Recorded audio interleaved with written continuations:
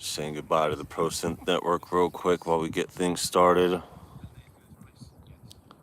Got this beautiful view over here. Hold on. All right. So, what are we doing in South Dakota? Yo.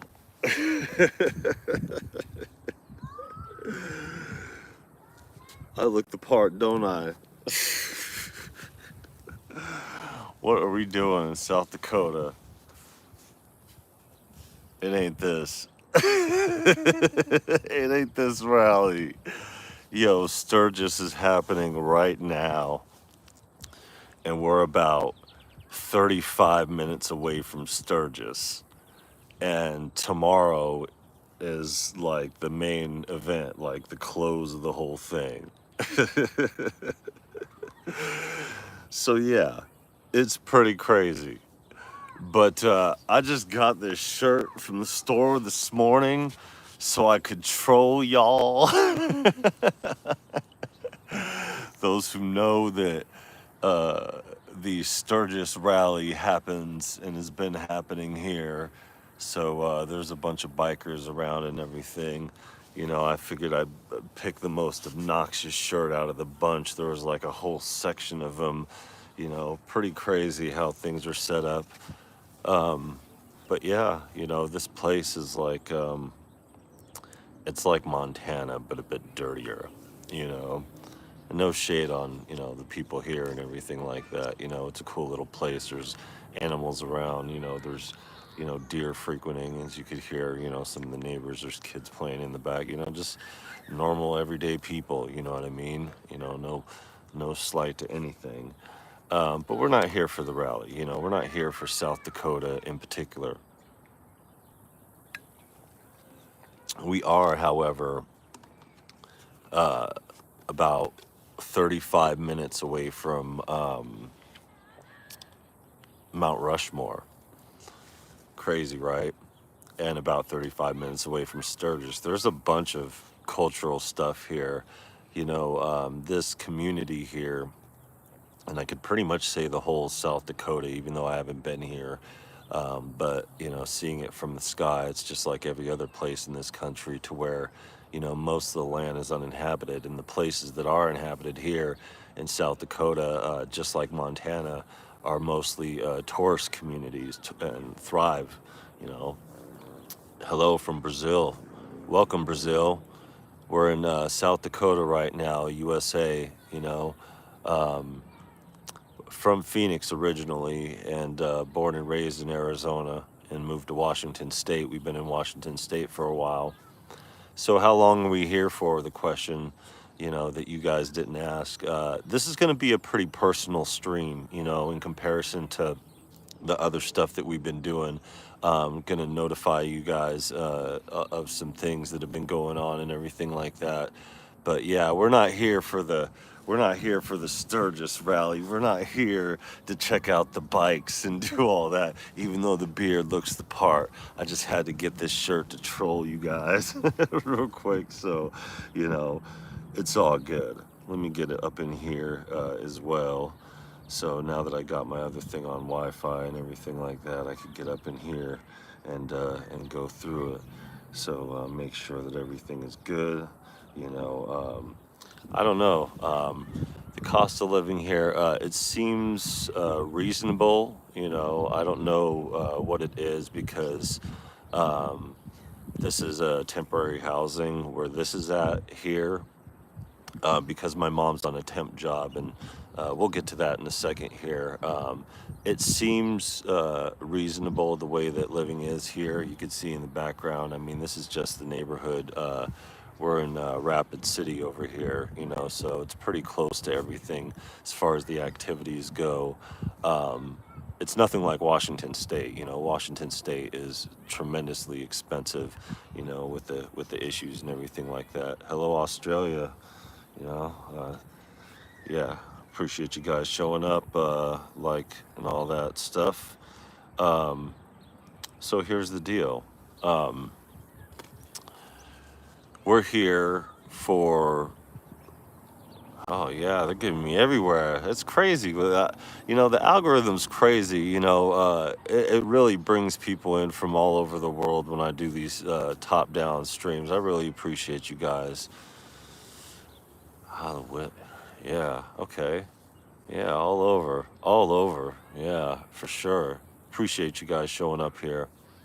Um, yeah. So basically, the deal is that we're gonna be here for a little bit. Um, You're here from India. Oh, damn. Cool. Welcome, for sure. Um, yeah, so we're going to be here for a little bit, about 6 weeks. And much to my disappointment, my mom did not secretly procure the Moog Muse as far as things go.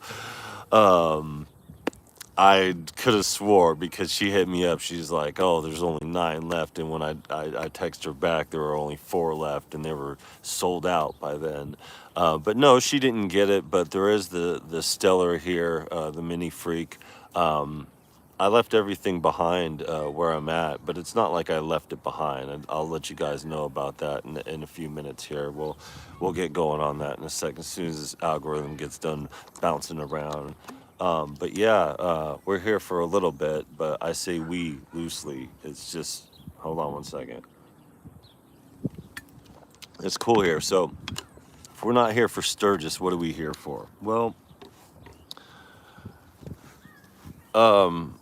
that's kind of a loaded question, and the best I could do is let you guys know what's going on here as far as the detail goes. Oh, look at that deer over here. Let's see if I can get over here. Look at this neighbor over here. Oh, hold on. Let's see where he is. See that guy? Right over there. Hold on. There it is. See those deer over there? Messing around? There they go. Yeah, there's all kinds of deer walking around here. It's crazy. I'll just show you guys the view while I'm here. Yeah. Pretty sweet view for sure. So let me get back to this and I'll get back in my hammock chair and let you guys know what's going on. My Sturgis shirt that I only got to troll you guys. Let you guys know what's going on here. So, we're here for 6 weeks. 6 weeks in South Dakota.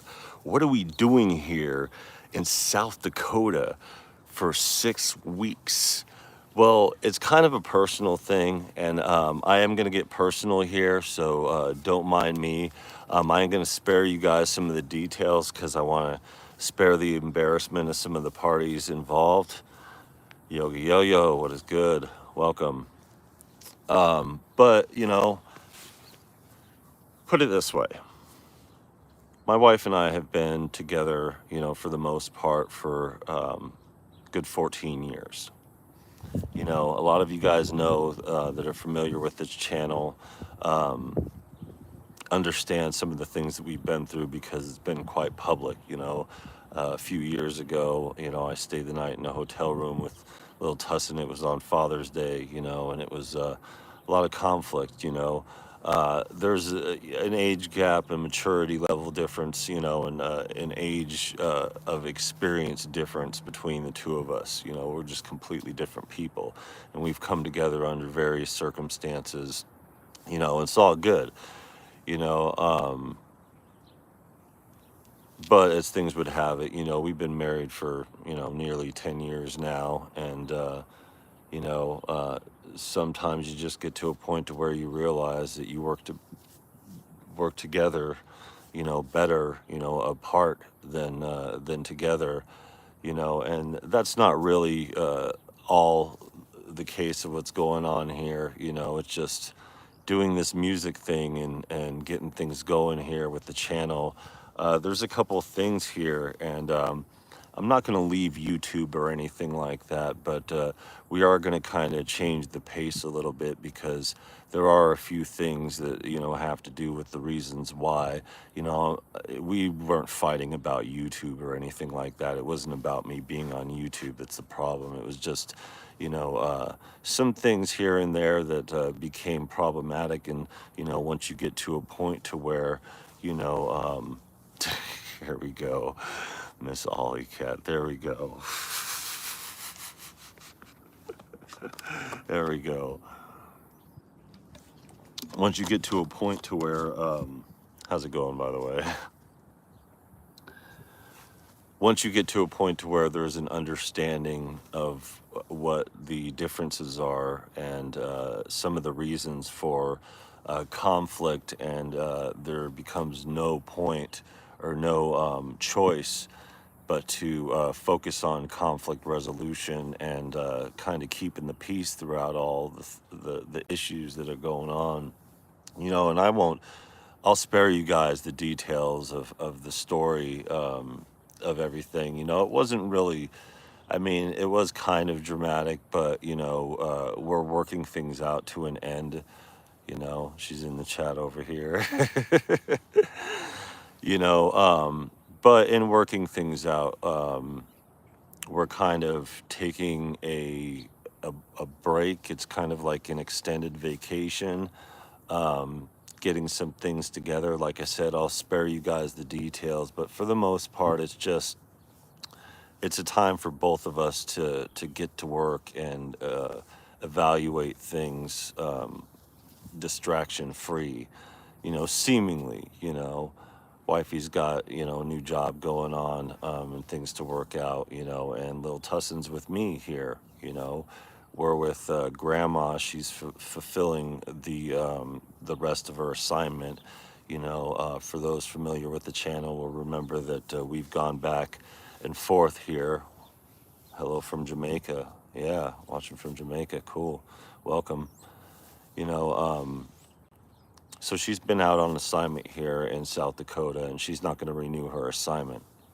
But there's a couple other things that you guys don't know about this channel. Any book recommendations? Quite a bit. What kind of books are you interested in?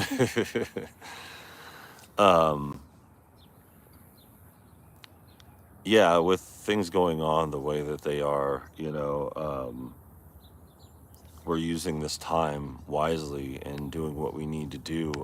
But there's also long-term goals here that a lot of the channel is not privy to, and a lot of that has to do with what is going on, you know, personally, beyond the YouTube thing, beyond the music thing, and I've been working on this book for quite some time now. That's not the driving factor of what's going on here. It's kind of one of the things that I'm working on.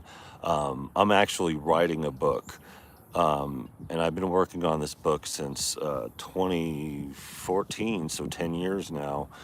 And I basically stumbled upon writing this book through the act of cleaning up my grandmother's estate, and her being the record keeper of the family. She had a copy of the family tree that led me down this road of writing this book. I originally was writing a book about music, about living and working as a musician and producer in the music industry.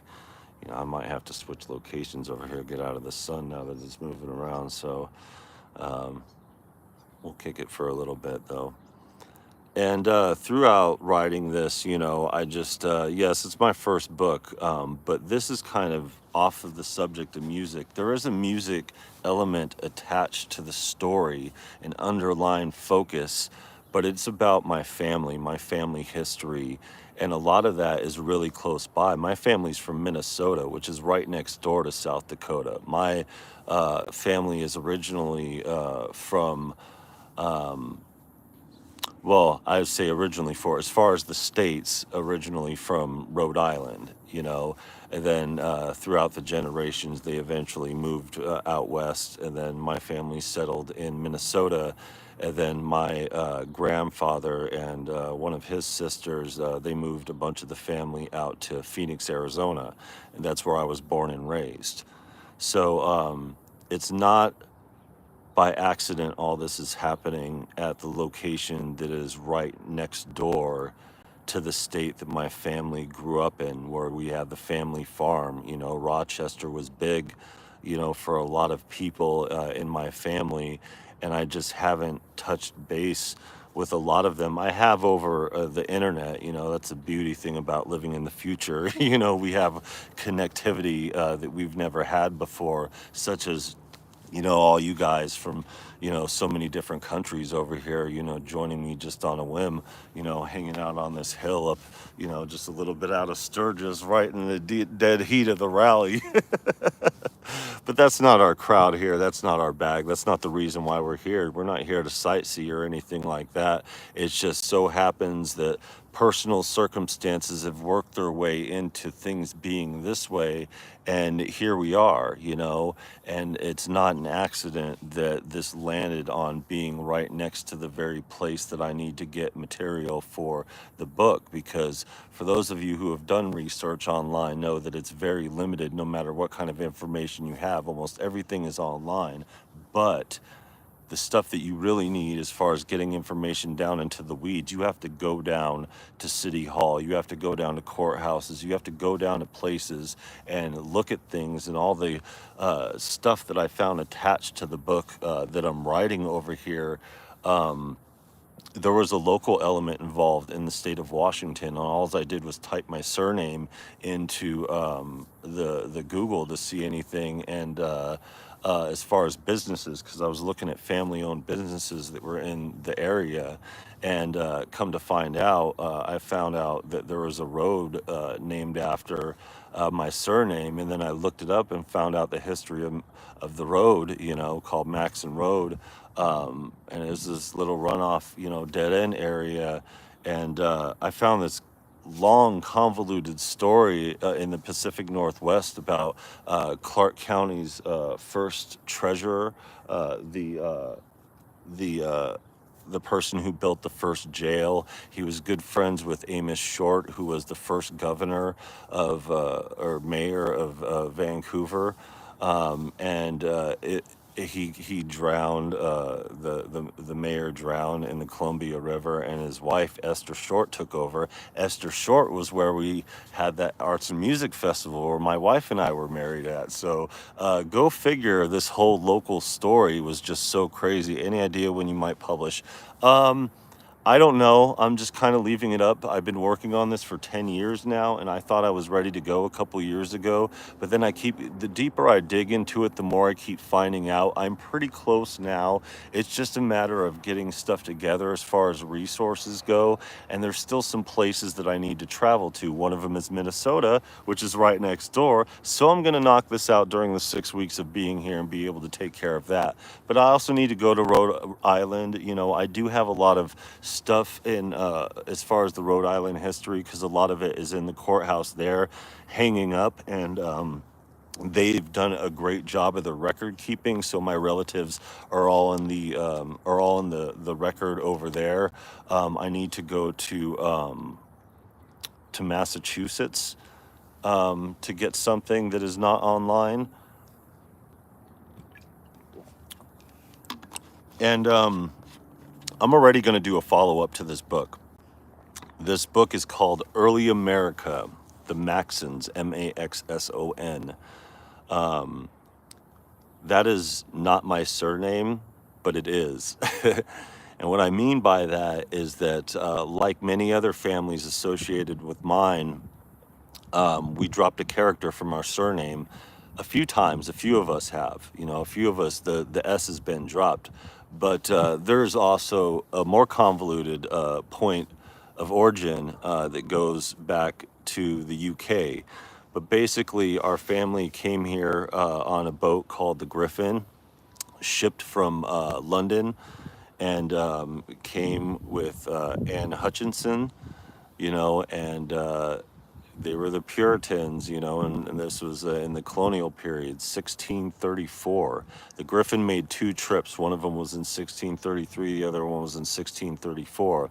Now, for those who know about the history of Anne Hutchinson, she was banished because in the Massachusetts Bay Colony, um, I mean, now, even recently, women have issues, having rights, but back then, an outspoken woman who, spoke the gospel was, that was strictly forbidden, you know what I mean? So she had trials and she was banished, and a few other people were banished too, but my family went with her.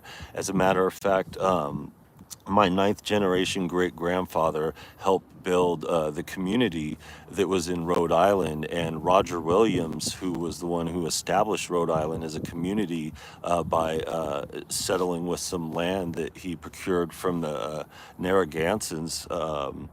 It's a really interesting story. The Pequot War, the King Philip's War. Um, yeah, Rhode Island, after it was established, was burned down to the ground during King Philip's War, and they had to rebuild from scratch. And this was all before, America became a country. So 1638 is when my ninth generation great grandfather became a freeman. He was indentured servitude, and that's not the same as chattel slavery. Chattel slavery is something far more barbaric. After he became a freeman, became a developer. He was an educated blacksmith in England, and helped prepare the ship to come over here to America, and then helped the whole group. It was a group of a lot of people.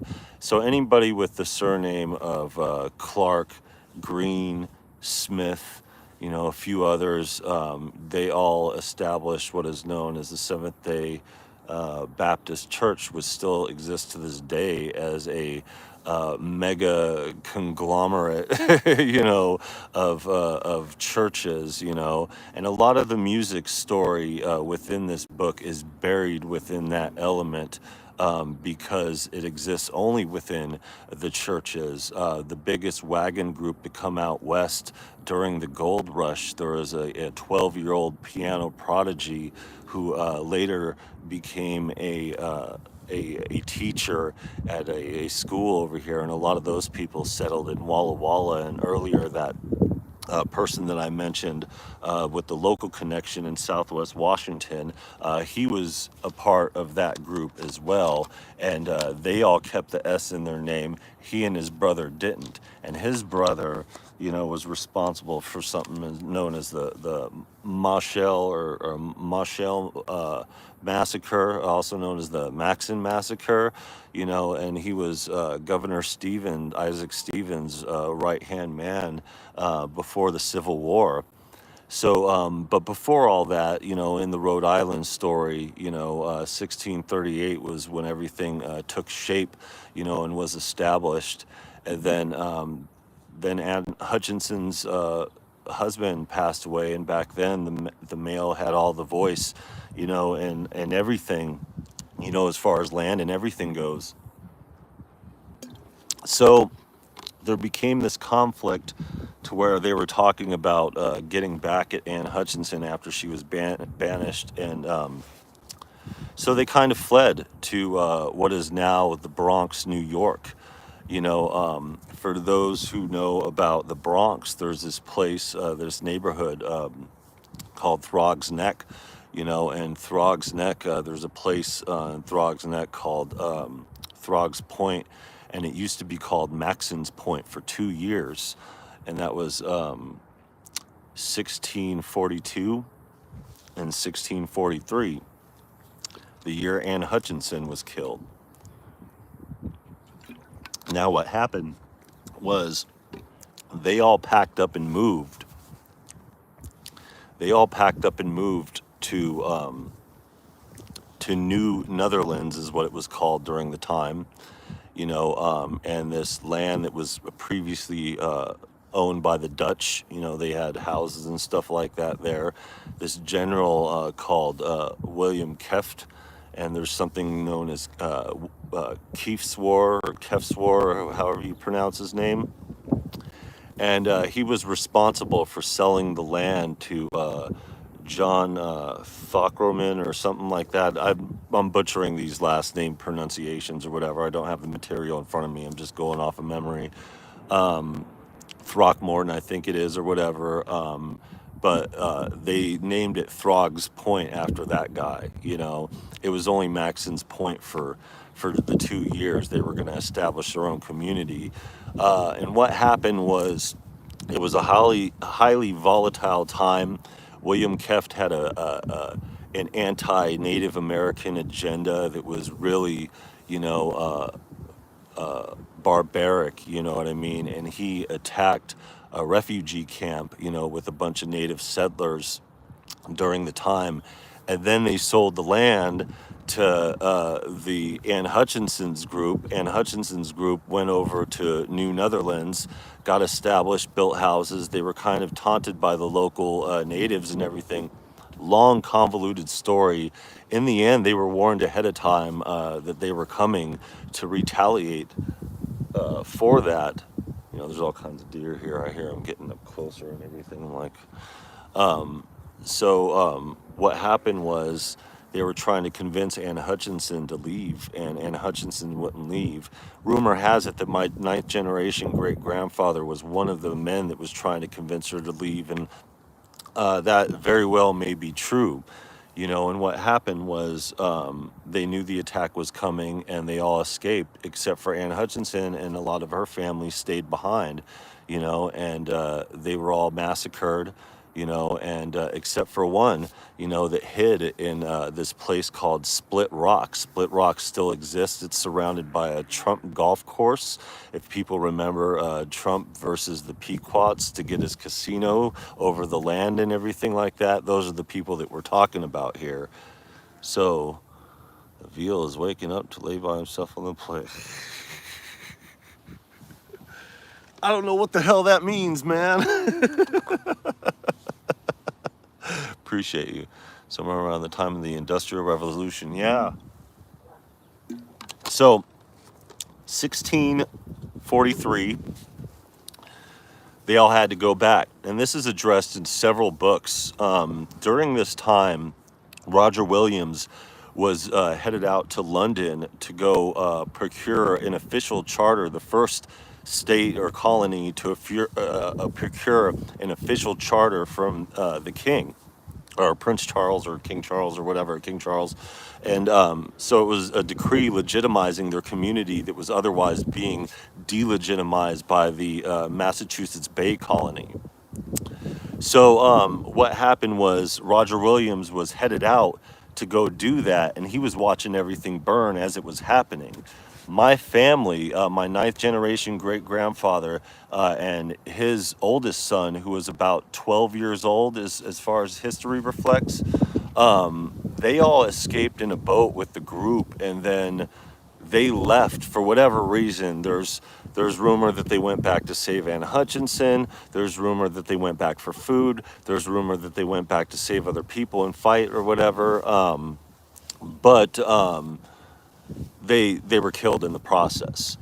But as they were killed, watching them being attacked was my ninth generation great grandmother and the two kids, the two smaller kids. And the two smaller kids grew up to be pivotal roles, have pivotal roles as people. There's a whole genealogy book from the 1950s that I got that's about it, and it reads like a genealogy book, but it's everything that existed to that point. Now, I found out about this through getting my family tree when helping clean up my grandmother's estate, and found out about it. And it was really interesting to me going through it because all the stuff that I was able to verify online, as technology has existed or whatever, and been able to verify and distinguish the stuff and add detail that didn't exist. There was a lot of things that didn't exist within that genealogy book that was written in the 1950s, and one of the big things was it left out the women. So John's sister, it was John and Rebecca, and John's sister Rebecca is completely left out of the story. But my ninth generation great grandfather had a kid's sister, and his kid's sister got married in London and then came through a little bit after and established in Connecticut, and then later moved back to Rhode Island. And there's a whole convoluted story with that, but it pretty much explains why my nose is so big and why my ears, but yeah, it's pretty crazy. You said there were deer walking around, didn't you? I didn't put two and two together because I was in the middle of the story, man. So I was like, what the hell does that have to do with anything? This is like, gotcha. I get it now, man. Appreciate it. So the the thing here that has taken place was such a convoluted thing, and with the other group that existed in Rhode Island, John and Rebecca grew up to be pivotal figures of the community in Rhode Island, and our family just settled there like for good. But then started venturing out as the years go by. I mean, we're talking the 1600s, and they grew up, 1700s. King Philip's War burned the whole town to the ground. They helped rebuild it, back up or whatever. My family name is all over the history books as far as that goes, but it's one of those things, the Anna Hutchinson story is barely told, you know what I mean?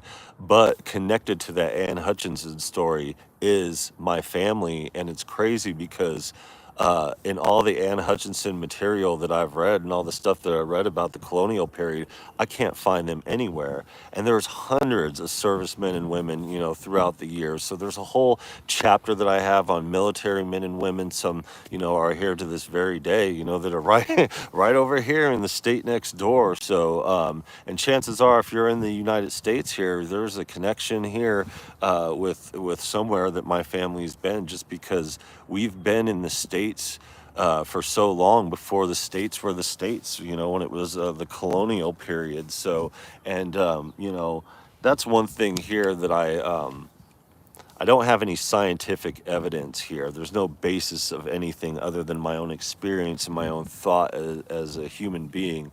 We have a trait, we have a personality trait, our family does, and it's mostly like humorous, down to earth, just some real forward thinking type people. And one of the reasons why I am the way that I am creatively in every way that I am, I believe the reason why we are the way that we are is because our energy hasn't been imprinted on this land for such a long time. We've just been around here, cycling through our energy throughout the generations, and it's a beautiful thing. It's a great story. Each local story has its own story, has its own element to it, and I only have a couple more elements to attach here, but basically, reestablish Rhode Island as it built up, and there is a slavery story attached to it as well. You know what I mean? All white guilt aside, I mean, there's none of that, but it's something to be said about the churches and how integral they were in communities, and the fact that, Rhode Island, even though at first they were strongly against slavery, they were also the ones who ended up profiting the most heavily off of it. And no matter what you can say during that time period, you can't say that the church wasn't involved to one extent. I don't have the information for that, but there's an interesting component in New York, other than the story that I just told about the the shifting over to New Netherlands before it became New York. And you could look all this up too. If you look at Throg's Neck and the history of Throg's Neck, just the Wikipedia will show it, or Maxon's Point, or the Maxon Massacre, or Silas D. Maxon, or any of these names. Like, you know, I could totally send you guys off on a tangent to go check it out, but I'm not figure I'd tell you guys first. This is just a part of my story here. The other story in New York is with Alfred University, and there's a book out there called Thought Knows No Sex, and the whole thing is about Alfred University, the establishment of Alfred University, and this this guy with a long gray beard, awesome beard, you know, and yeah, a bunch of forward thinkers, you know, progressive people. He built a slave house there and a railroad, you know, so the slavery, you know, a lot of the ones desiring to be free during the time could travel through and have a safe house. So a lot of people with that surname Maxson that are of that are black, you know, are name themselves that, and the surname, a lot of them have to do with that house, you know, because our family didn't own slaves like that, you know, it wasn't a thing. That doesn't mean there wasn't a racial component in our family, you know.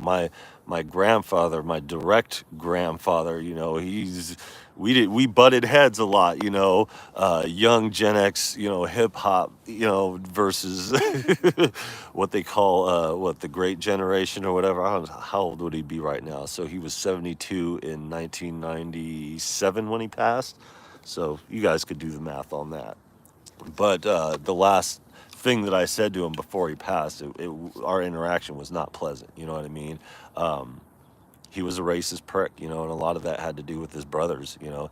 He was a good dude as far as, you know, a certain element went or whatever, but he always had this racial arrogance about it, this component about him, and I never understood until after learning about my family history and his brothers, and that's a whole other story. But for the most part, you know, it's been there's a lot of stories within this story, so I just decided to write a whole book about it. And as I got more bogged down in the details, there are tremendous stories here.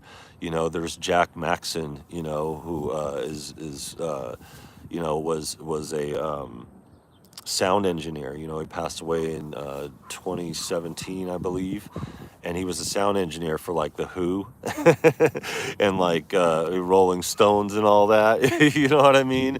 So like I said, there's a musical component. There's a lot of our family who's alive now that are musicians, and basically it's the story of where I get my musical backbone from, you know. So in the end, it all wraps up into my somewhat, you know, narcissistic personality disorder. Just kidding. It's just it comes back to the reason why we are the way that we are as a family, and the reason why we're so deep as people. And it seems like all of us are old souls, you know. A lot of us, yo, that is the mashallah. Yeah, that's it. That's it. That's it. And it's crazy because they seemingly, you know, left in disgrace as far as things go. Yeah, you got the right one too, Papa, for sure. That's it. Read that. Read about that dude and that story. It's crazy. Yeah.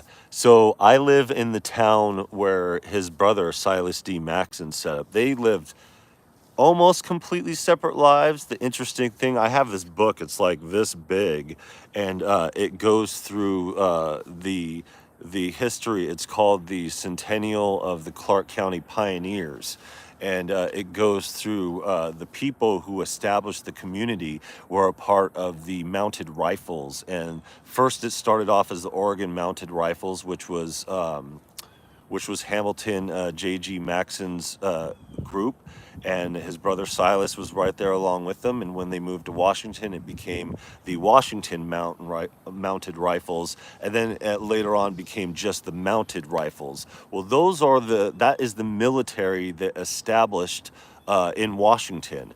Those two men, Silas and Hamilton, were given authority on the permission from the U.S. government to seize the U.S. paper mills from British Columbia. So they took them. They took the paper mills, and they could do nothing about it. It was funny because for those who know the geography here, just look it up in between Washington State and Oregon.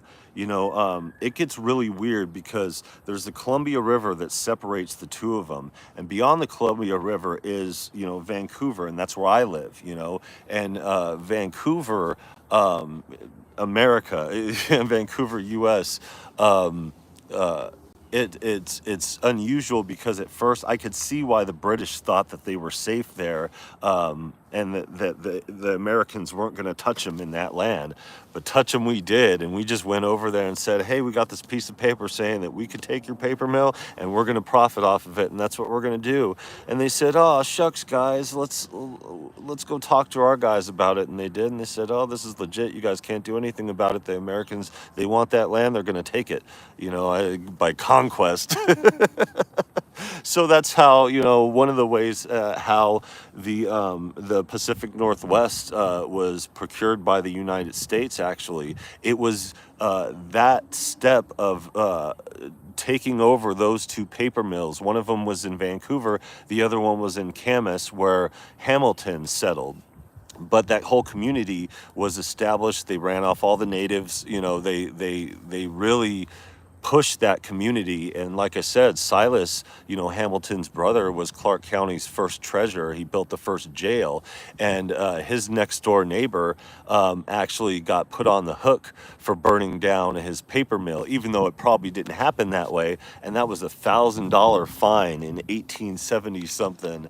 And now his neighbor has it's called Columbia Springs now, and it's like it's a hatchery and a place where they send the kids out to field trips and everything. And there's one of the old paper mills there and everything like that. What happened was Silas had about 200 and something acres, and at the edge of that 200 and something acres, this guy set up shop. He didn't like that guy setting up shop, so he just blamed him when his paper mill burned down, which is a common thing during that time. The other paper mill burned down too, and later on down the road, everything was built over. Where Silas's house was at is now an elementary school, and a whole neighborhood built around it. All his fortune that he had and everything, he donated to the county. He's buried in old Vancouver Cemetery.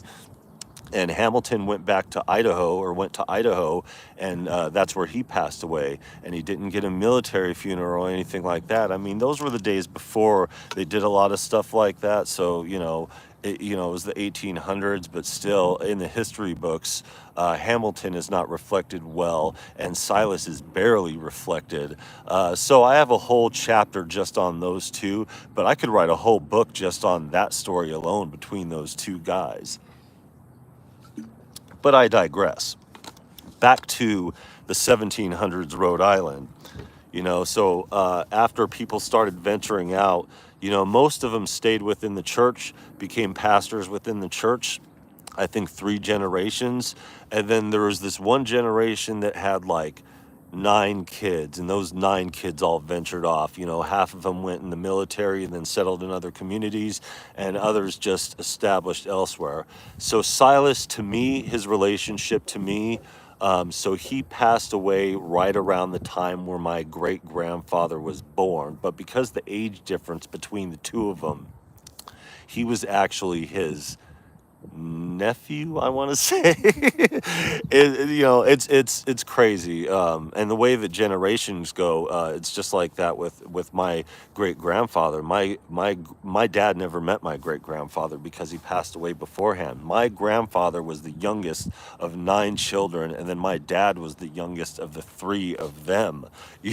So like it's so far down the line. Like my cousins that are my generation on the family tree are like in their 50s and 60s, you know what I mean? Like mostly, my friends' age and, early Gen Xers and stuff like that. But it's crazy the age gap, that the kids that are my age are like, one generation underneath me. But that's just how things went back then as far as history goes. So, went to Wisconsin. You know, Wisconsin was where a lot of them established. Silas was born in Wisconsin, and his brother was born in Wisconsin, and they were under Maxson and now Maxon. It's a crazy, crazy story. Um, and then, from Wisconsin to Minnesota, but that's where my great great grandfather changed the surname. Now, I've thought at first that he changed the surname because he had the exact same name, so he was actually junior, he was actually the second or whatever. But then, I found out a little bit more detail about his father, senior, and his father committed suicide when he was 49 years old, I want to say. And I don't know why that was, but he was a part of the church. Like his obituary reads, fully with full expectations to reach his father in heaven or something like that. Like it was clear that he committed suicide in his obituary, you know what I mean? And then back then, that was a real no-no. So I don't know if it was that or something because of that was the reason why my great great grandfather changed his last name, or is it just because something? There's also so many times to where the S is dropped throughout, like in Rhode Island, a lot of the historical records record with the S dropped out of the surname. My grandfather doesn't have the S in the surname, but his high school transcripts and diploma read with the S in the surname, because there was a bunch in Minnesota during that time with the S, and there were a bunch in Minnesota without the S. And it's funny because now, because it's been all these generations, there's so many with and without that don't know that there's a difference between the surnames. The same way that people don't understand the Green and Clark connection. Everybody with the Green with an E on the end is the same with the Green without the E on the end. It's all the same bloodline. It's all the same family, and we're related by blood somewhere in there. Our families are related by blood. Like I said, Clark, Smith, Green, no matter how it works, that's just how it goes. I mean, other than, people that are married into the surname or whatever, but if you're married into it. So, there's also tracing the lineage down the females, because a lot of historical books don't do that. But you could tell from me just talking about this and knowing all this information off the cuff and going through all this, that I've researched it heavily and I've been working on it for a really long time. So it's not an accident that the universe places me here right next to my family's place of Minnesota, where I still need to visit City Hall and get some transcripts. But there's also a lot of my family that still lives there that never moved out west. It was just my grandfather that moved out west, with his sister. And then another one of them moved to, I think it was another place in Arizona, but another place in, I want to say Hawaii or something like that. So like we have family in Hawaii, like blood in Hawaii, like for real, for real. And it's just crazy how that thing, yeah, and you wouldn't know it either, because it's like half Japanese, half native to the island. So it's not completely lost on me that we're here at this time, being 8 hours from the place where my father was born, and my grandfather, and my great grandfather. They were all born there. Well, my great grandfather, I think he was, no, it was Willett that moved there. Yeah, so yeah, it's crazy. It's a crazy story. So I didn't plan on spending 6 weeks here and doing this for this long, but as time would have it, things just worked out this way. My wife and I decided that it would be best for us if we established in a real meaningful way and get things going, to where she could work over there, I could work over here. There's going to be no distractions. I got little Tussin over here, grandma's over here. She didn't get a Moog Muse, but she does have the Mini Freak Stellar, so I'll be going out to Mount Rushmore with the Mini Freak Stellar because it's only 35 minutes away. But we ain't going to Sturgis just because we got the cool Actually, this is going to be the only time that I wear this t-shirt. Like I said, I only got it to troll y'all, to be like, hey, we're in South Dakota. And it just happens to be while Sturgis is going on. And while it may be cool for the channel because musically there's a lot of events going on, like I said, it's not my bag. And you know what? For the record, fuck Kid Rock. I don't like that dude or his racist bullshit. You know, I know that dude since way back. Not known him, but like my people known that dude. And we all known that guy. And who he's been, you know, and none of this shit, the way he's acted, is any surprise to any of us. You know, Ask ICP, they've been talking about it lately. I still know him from the skinny dipping in the pool, you know, I'll drown hoes, fuck him doggy style, play that ass like the bongo. And he used to say the N-word in his raps, Kid Rock did. So, but anyways, that's not, I don't really have that much contention over it. And, you know, I just see his billboards up over here, you know. But it's also crowded. It's tremendously crowded. There's like 300,000 people. Like, it's a lot of people coming through to the Sturgis rally. And, you know, we just didn't expect to be here, especially now. I have some content coming, and that's another thing. Writing this album, you know, I'm in writing mode of this album, and you know I made it clear during my last live stream, which will set to self-destruct this evening. So you know, if you want to view it now. The making of the hip hop album, going through a lot of the beats. Shout out to EA Ski and his drums because they're all over that. You know, putting together content on that. You know, and but that, you know, if you want to watch it after today, it's going to go into a members only thing. So you got to have a membership to peep that.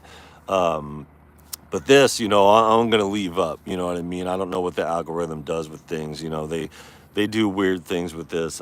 I needed to tell this story, and I need to tell this to you guys and let you guys know what the hell we're doing here and what the plan is. And originally I was kind of contentious with YouTube, and I was going to do a video, say, you know what, we're leaving YouTube. Fuck this platform. It's bullshit. You know what I mean? And I was going to get all contentious about it because the BS going on in it. But, you know, that's not really my positioning here. You know, it's not. I understand, you know, YouTube being what it is and everything as far as the algorithms are concerned. And that's pretty much what it is, you know. It's like I said during the last stream, you know, my ass may be dumb, but I ain't no dumbass. You know, I take that line from Samuel Jackson for real. Like, you know, and what they do in this YouTube sphere, depending on your content and your reach, they intentionally suppress your content for the purpose of influencing you to do more of it. So you're constantly chasing success that is never going to happen unless you develop viral videos. And that's what they want. They want viral videos as far as things go. But I've tried to do other things to develop things as far as the community goes. You know, we've had the memberships established here for, you know, a little over a year, a couple years now, actually. The 5 instrumental albums that we made, and they're good, and they're completely different pieces for one another, you know. And Viral Mix is like a mellow but progressive, you know, goes on to a lot of things, real nice. All of them are sonically sound, you know. Got the Phantom Fridays that have a lot of drum and bass in there, but a lot of hard beats. Night Lights, which is, you know, a lot of the really cool stuff, a lot of hard hitting, you know, drum and bass and stuff like that. And then what's the other? Mr. Tusson's Wild Ride, which is the most diverse, you know, that has a lot of my favorites from the stuff that we made throughout the course of this channel. But even those, you know, I'm not bitter about people not picking them up. It's just looking at the numbers from the YouTube's perspective and what I have as far as subscribers and support. The numbers don't add up, you know, and I understand that YouTube's not that type of platform. They don't give a shit about music. They don't give a shit about musicians. You know, they don't support musicians or what they do as far as that goes. So, you know, it's up to you to carve your own lane and do your own thing. But if you don't have people going to your website, you know, and picking up your stuff, you know, they're not going to see you. And I get a decent amount of traffic on my website. I actually get more traffic on my website than I do my YouTube. So my web provider is like, hey, you got like an 80th percentile. Like nobody has a website like you except for the top guys or whatever, as far as like, because it's the way that web traffic works. As far as that goes, it's actually pretty decent, and it's not that much traffic at all. You know what I mean? It just seems like a lot from the perspective of how many websites are out there, so the numbers kind of skew in my favor as far as that goes. So I'm totally mindful of that. I'm totally mindful of the algorithms here and the fuckery, but it's like I said before, so here we are, it's the 9th, so we have 2 more days until the 50th anniversary of hip hop is, or one more day really before it's at an end, and it's been quite the year for hip hop, and a lot of people have kind of stopped talking about it, because at the beginning of the first quarter, after the first quarter especially, but in that first quarter, they're like, is hip hop dead in 2024? And it just became the conversation. I'm like, bullshit. Every year you guys come with this conversation. It's a bullshit conversation every year. You know what I mean? Y'all ain't paying attention. Traded to the living. You did a live stream. You son of a... No, just kidding. I missed your live stream. I was in the grocery store and I was on DJ Cubert's live stream, jamming out to his shit, and then I saw that you streamed when I was still at the butcher, and I was like, ah, shit, man, I miss Trader of the Living. I never see you stream, brother. Good to see you here, my friend. Yeah, so with all this, it's kind of crazy, but I understand the numbers game. With the 50th anniversary of hip hop, comes the close of the 50% off the converted Tussin, and with how much I put into that kit and how solid that kit sounds sonically and how good those samples are, even me pushing it the way that I have, like, I should have more support on that. You know what I mean? I'm not shitting on my support. I appreciate every one of you guys, but the support on this channel isn't enough to sustain it. As far as the subscriber to viewer ratio goes.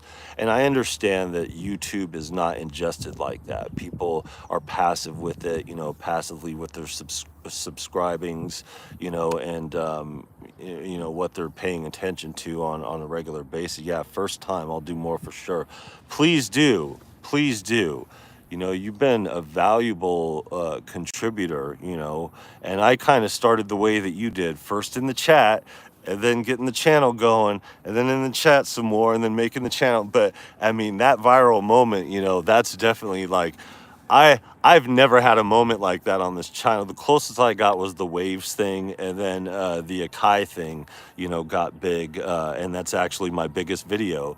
But I'm not going to do content like that to where I'm just talking about doing music, just talking about. But I am here on the channel going to be doing a lot more talking content. I'm going to be doing more of these because I do have something to where I'm kind of setting it up to where I could do regular live streaming and stuff like that. And I think it's going to work out.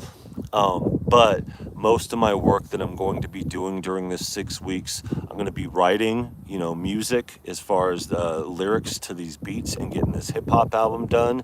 And I'm going to be doing a lot of the content that I needed to do. But most importantly, my business plan. I have my business plan here with me, and I originally was kind of reluctant, I want to say, to execute it or attempt to execute it because I didn't want to establish in Vancouver, Washington.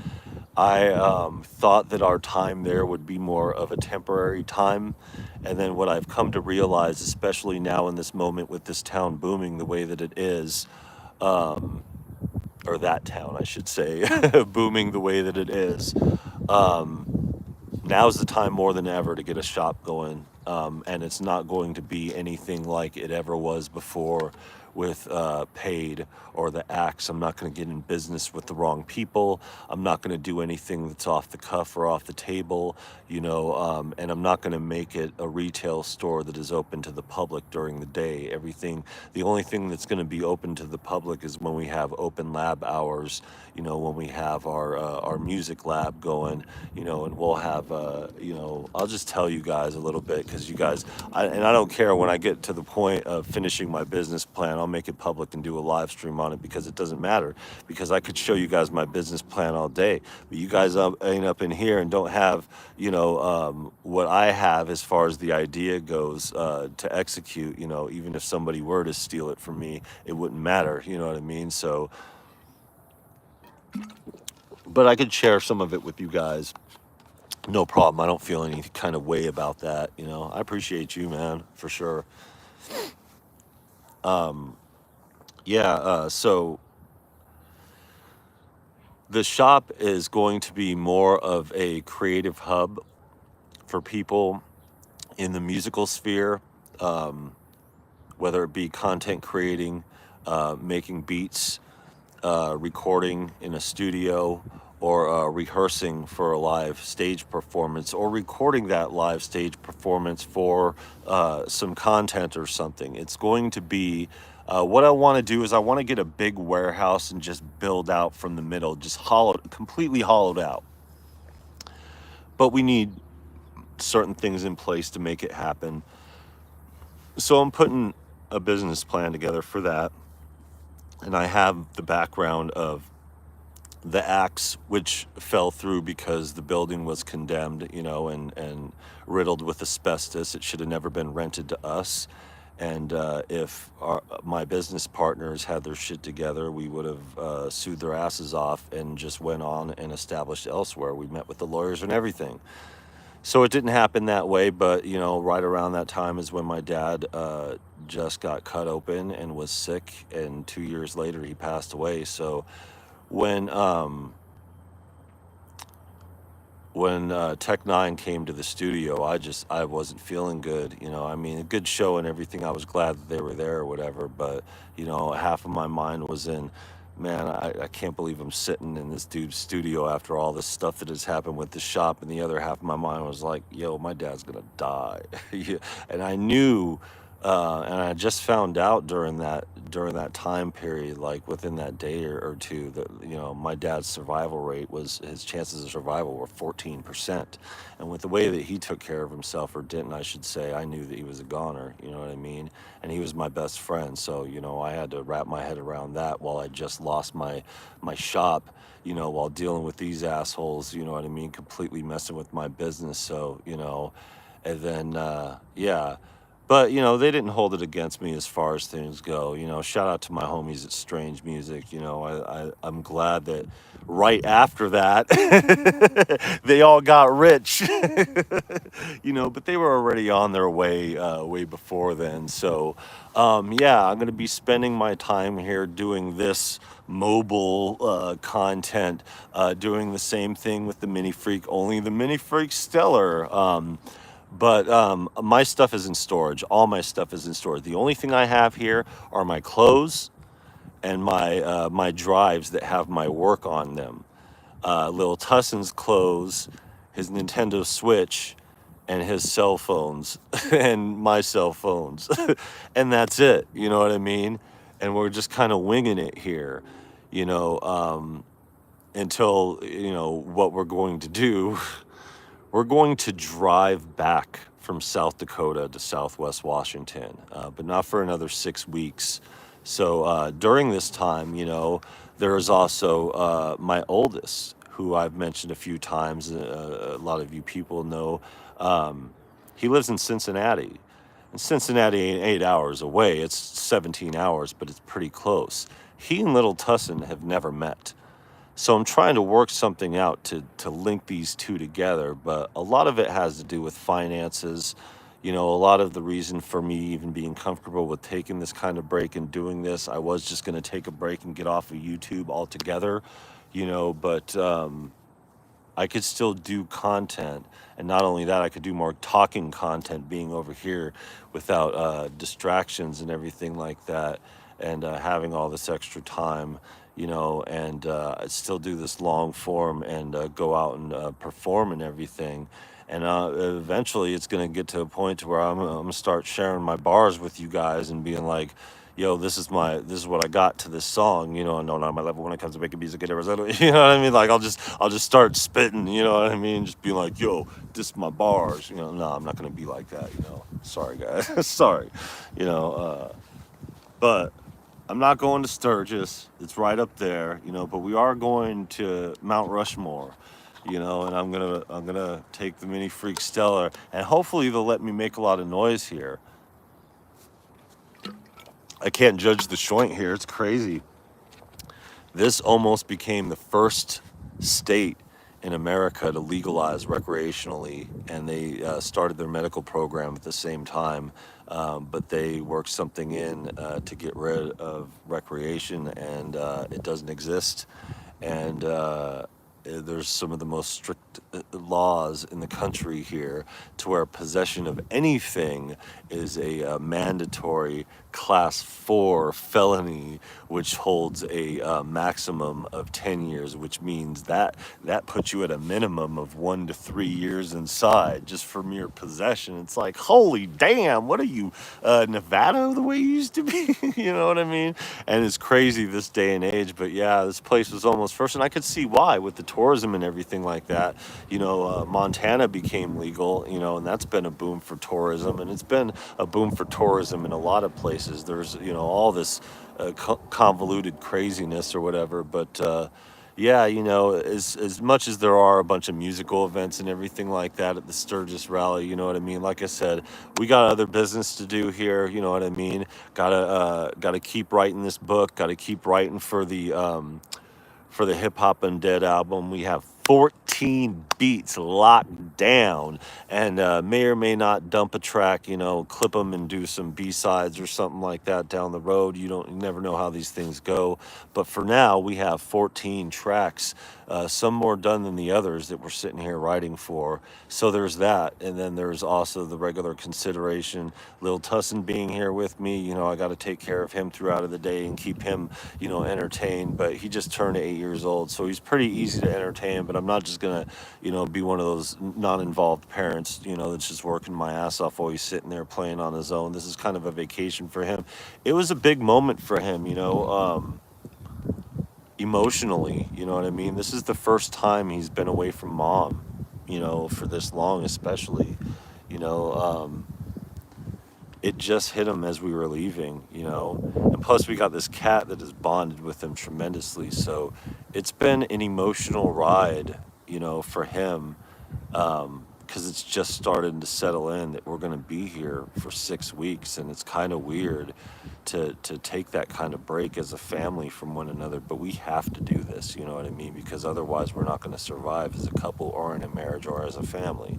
You know what I mean? Personal issues aside, professionally, we're just not getting shit done. You know what I mean? She's too distracted to work and, you know, stressed out or whatever, you know, and I'm too busy dealing with other stuff and everything else that I'm going through to get work done. As you can tell with this channel, you know, we've been on this momentum here and there going through everything. And once it seems like we're reaching a point to where we're just going up there, boom, we got to pack up everything and, you know, put it up, you know what I mean? So I've had some pretty big moments get shot down and shut down over personal drama, and I'm just to the point in my life to where I can't let things get in my way like that. I'm not going to leave my family, you know, that's not going to happen. But this time apart did need to happen, and you know, sure as shit it did, you know. And it's just like what I told my wife, you know, and I'll share this with you guys. You know, I told her that, you know, when you do things the right way, the way that you're supposed to do, with the way that the universe demands it, things work out for you. No matter how they work out, they work out. You get exactly what you need, how you need it, when you need it, and even more so, you know. And if you don't get that, if you don't get anything less than that, there's something that you're doing that you need to adjust. So what we figured throughout this process, mind my chapped lips here, is that that's been happening with my music, and I didn't even notice that. I didn't even notice. I'm such a family oriented person that takes care of things on a regular basis. I didn't even realize how much my music was being suppressed by my personal drama. but even other people noticed it. And we're like, man, it seemed like you had a lot of momentum going and you just dropped off. I'm like, oh, I'll blame it on something else. But the reality of it is my personal life, you know? That's heavy, man. Wishing you the best for everything going forward. I appreciate you, man. Grow man shit for real. Yeah, you never think, especially being married, that you would, you know, take off from your family for an extended time period like this. But it's not like we're just doing nothing. This is like our last shot to make it right, because we've tried to make it work before. You guys are going to have to deal with that train. That train's going to be in it for a minute. So I think my phone will carry my voice over the train, but I can't tell because it's just so loud in my ears on this end, and it's going to come all the way up here too. It's not that bad. It's just this motherfucker beeps for real. Yeah, it's no shade to her, you know what I mean? There's enough blame to go around for real. And when it comes down to it, we're both at fault for letting it go on this long without taking this type of action sooner. But I saw this coming from a mile away, you know what I mean? I've prepared for it to the point to where you guys don't even know. I've been living out of my bag for months in my own apartment, in my own house, living out of my bag. The storage I've had the storage. I showed everything. I was like, yo, look at all this shit. That's everything in storage. You know how long I've had that storage for? 4 months. 4 months now. Don't miss that train. It's a sign.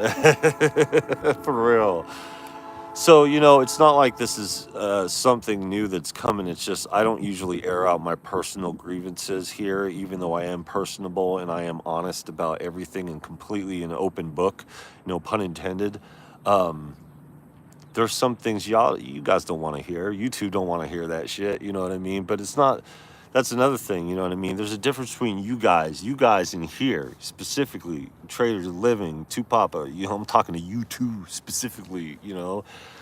There's people like us here, you know what I mean? In these relationships where we see each other everywhere in all these chats, and we talk and we become personal friends, even though we don't relate on that level. Some of us do, you know what I mean? God damn, me and Destructo talk for hours at a time. You guys don't even know. Like shit. And he's not the only one I talk to like that. It's like, and it's not just me, just people like us, you know what I mean? We get down a certain way. And there's a lot of us here on YouTube, and I would never leave YouTube for that reason alone. But God damn it, I need more support on this channel, you know what I mean, when it comes down to it. In order to have that support, I need to have my numbers at this inflated rate that would just take so much crazy content creation. And it's just fuck that. I'm a musician. I'm not a content creator. I'm not here to be an influencer. I love UVI for hooking me up, you know what I mean, with their thing or whatever, but I'm not going to show for them. I will help them promote their product because I believe in their shit, if they ask me to do it, for sure, you know what I mean. But I'm not gonna sit here and dictate my content depending on what is out there. And what I've learned about doing music on YouTube is that it's not about the process, it's about what gear is out there. What is in the ears of the zeitgeist? What is being talked about? And if you're not talking about what is being talked about, you have to have the numbers up there to create your own conversation. You know how long it takes to create your own conversation? Look at Sanjay C. Look, I mean, just take the biggest in the game right now as far as what we're looking at as far as YouTube numbers here. You got Andrew Wong. Andrew Wong, everybody. Stop calling him Wang. He says at the beginning of every single one of his videos, Andrew Wong here. You know what I mean? This is like, come on. It's I don't mean to be a stickler about this. When people say their names before everything, come on, at least respect their names. So you got him, who's out here doing Super Bowl commercials and everything, just crazy with the content. You have Sanjay C, and you have Venus Theory. You have a lot of people, and you have Tatro, and if you look at their numbers are pretty much the best you can do here on YouTube as a content creator, being a musician, especially Andrew. And I don't mean to leave out other people. You know what I mean? I don't mean that at all. I'm just saying, like, I know there's other people with bigger numbers and bigger communities. I'm just saying, like, I know for a fact because I've seen these videos from them when they were younger, teenagers and stuff like that. And they're, millennials for the most part. You know what I mean? Which is great. That's what this platform needs. People that have been grinding away for a long time, especially really in the music zeitgeist. But some are just just turn in to be more influencer and more content creator than musician, and I'm not going to let that happen to me. And if it does happen to me, it's going to happen to me on my terms, to where I'm still doing music primarily, because that's my bag. You know what I mean? And I've been confirmed and reaffirmed this over and over again with everything. So, my problem with the support and the lack thereof here on YouTube is that I won't play ball. I won't play ball. I may talk about something that's in the zeitgeist, but the reason why would be because I'm directly involved. The EA Ski Akai conversation, I was directly involved. I was a part of that conversation. So I wanted to make sure to show everybody and let everybody know, you know, um, that these two handled it like men. I didn't think NPC Gate would come out of that, NPC Gate 2. But, shedding skin from, destructive people, that's the way to do it, when it comes to having a clear path of making music and doing what you need to do musically, And that's exactly what my understanding is here with, what I'm doing musically. So being involved in YouTube, even though the rewards are what they are with the direct communications, such as the giveaway of the MPC 3000 limited editions, such as these pivotal moments, like Ben Jordan and his mom interacting with little Tussin when he was 5 years old, and now he's 8 years old. And as little of a moment it was for them, it was a big moment for him. And meeting at NAM, and all these moments, reconnecting with Destructo after all these years of, sitting in the background, like crazy, crazy. And I love it, Cure Gold, my fucking cousin. Yo, shout out to you, big homie. Hey, I need your beatbox in here, I'm gonna put this video out while I'm up here in a bit here about I need beats. I'm to that point. I have 14 beats of my own. I need to start getting beats from others. I'm gonna do something else to the track that we worked on, that we started working on, that we're gonna get done over at NAM. The universe has its plans for music. It's going on Hip Hop Undead, so it's going to have a lot more shine, and I want to do a lot more hip hop element to it as far as the beat is concerned, instead of what we worked on. And I need your beatboxing skills. I was thinking about that when I was working on this album, and I was like, yo, what would be dope for this right here? The Akira Gold, doing the beatboxing thing or whatever. And I was watching content for the 50th anniversary of hip hop as I'm putting this video together. There's a lot of beatboxing going involved. I was like, that's why I need to hit up. I need to hit up Akira Gold. Yo, that was like 2 days ago that thought was involved. So like, yo, perfect of you showing up. See, the universe don't play.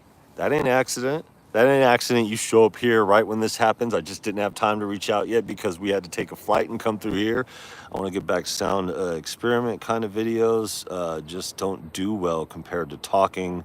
Latest hot subject, unfortunately. Yep, go back and forth on where I want to take the channel. Yeah, universe is the homie. That's the line right there. That's the line right there. The universe is the homie.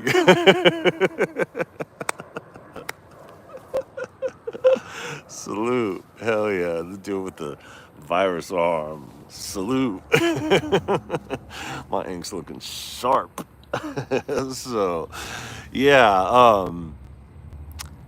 Yeah, every once in a while you catch it. Like, the only reason why my Labyrinth video did as well as it did was because I put content up as early as I did. But because I didn't hit it the day of, and it wasn't in the zeitgeist at the time, it only did like a few hundred instead of a few thousand. But that's because of the algorithm. The algorithm intentionally suppresses those videos once they get past a certain point.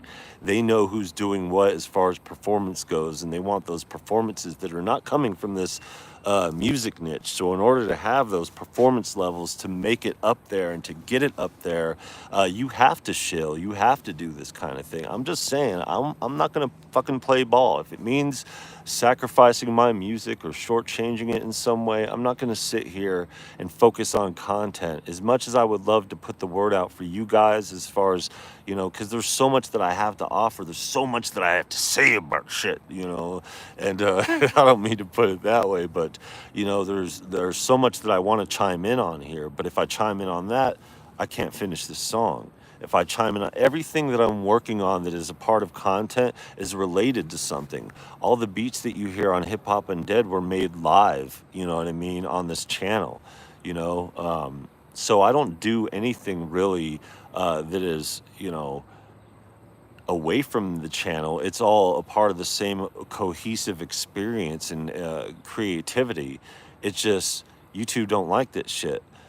But I've long gone away from that point to where, I've promoted so many times my website, my albums, my kits and everything like that. And it's just for the numbers that I have and that I get on YouTube. I just got an email yesterday from YouTube actually, and they were talking about, way to go, you've reached what was it, 1,500 comments, which doesn't seem like a lot. Which I looked at it, there's like 1,500 shares, and I'm like looking at my stats, I'm like, these are actually pretty impressive. And you look at the amount of people, but they don't reach nearly the numbers of what they want you to reach. So they're not impressive at all when it comes to the grand scheme of things.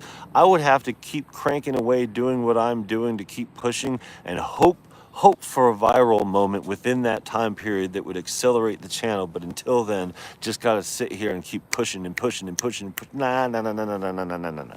We've got music to make. And if my passive watchers and listeners don't want to support in a more direct way, I'm okay with that. It is what it is. I understand it being what it is, but in order for us to survive as a channel, we need more members. We need more people getting this work that we've been doing here, because right now we're not getting that. But in order to do that, our numbers need to be at least in the 10,000s.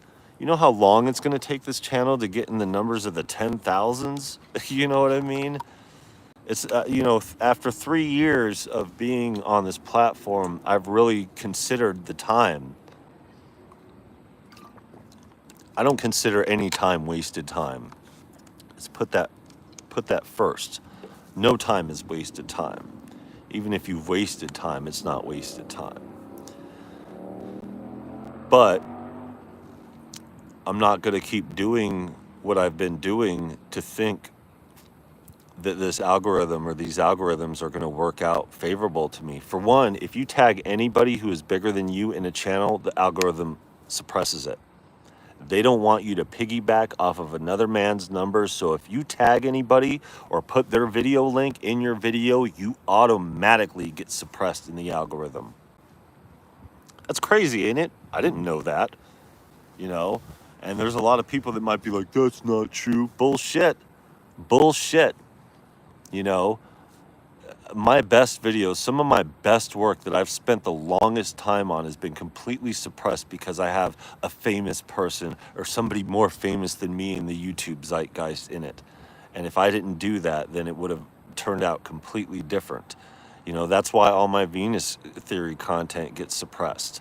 The algorithm suppresses it. It's not that you guys don't want to see it. It's just people don't view YouTube to where they're checking on people's channels like that. They wait for something to pop up. If it doesn't pop up, they don't see it. And then they find out, wait a minute, all this stuff didn't pop up, and then you got to play catch up on all this content. Who has the time? You know what I mean? You have to use your time wisely. And if you don't have the stuff to where people, are going with you on a regular basis, you got to keep grinding. Look at EA Ski, for example, and what he's done. You know what I mean? the grind that he had to do at the beginning of getting back into things to develop his community here, and a lot of his community is his community that he brought with him, that he already had. He didn't just start off with 0 subscribers and start going through come MPC gate. He already been on this platform for, over 10 years. You know what I mean? He'd already been doing this. Yeah, some of these algorithms are really crazy. Yeah, every time you tag somebody who's more important than you to the algorithms, you're not going to capitalize off of their juice. I don't know what algorithm specifically it is. I don't know how it works, but I know for a fact that it happens to my videos. But it also happens with gear too. Because my channel is what it is, I will never have a viral moment over being the first with equipment, ever. And the difference with that for me is that software is different because a lot more people are into software than hardware. So the software works in your favor. So if you're first on the software, you may not get the tens and thousands, 20,000s, or even hundreds of thousands of numbers, but you will still get the thousands if you're used to being in the hundreds. And I learned that from fucking with UVI. You know what I mean? Shout out to UVI. They do great work, and I'm a half shill for them. They gave me the last thing for free, but not anything else. I just was producing with their stuff, you know what I mean? Because I was trying to find what I wanted to work with digitally, you know what I mean, for VSTs. Because I'm not new to the VST world, but I've always taken it from the perspective that, you make beats with hardware and then you work it in with the software, but you don't just make beats from the VST, and people just started doing that when I started producing. And then for me, I was like, I'll wait till it gets better. And then it got better, and I still didn't mess with the VSTs like that. Then comes along companies like Cherry Audio, and it totally turned me on to a different world of synthesis that's out here in the digital world. But yeah, the algorithms act different when it comes to that crap too. And it reacts to sound, so sonics are important. It reacts to video quality, so camera's important. That's why people get these expensive cameras even if they can't afford them, because they know that having that lens on it will put you in a different algorithm. All of a sudden you're a professional photog. You know what I mean?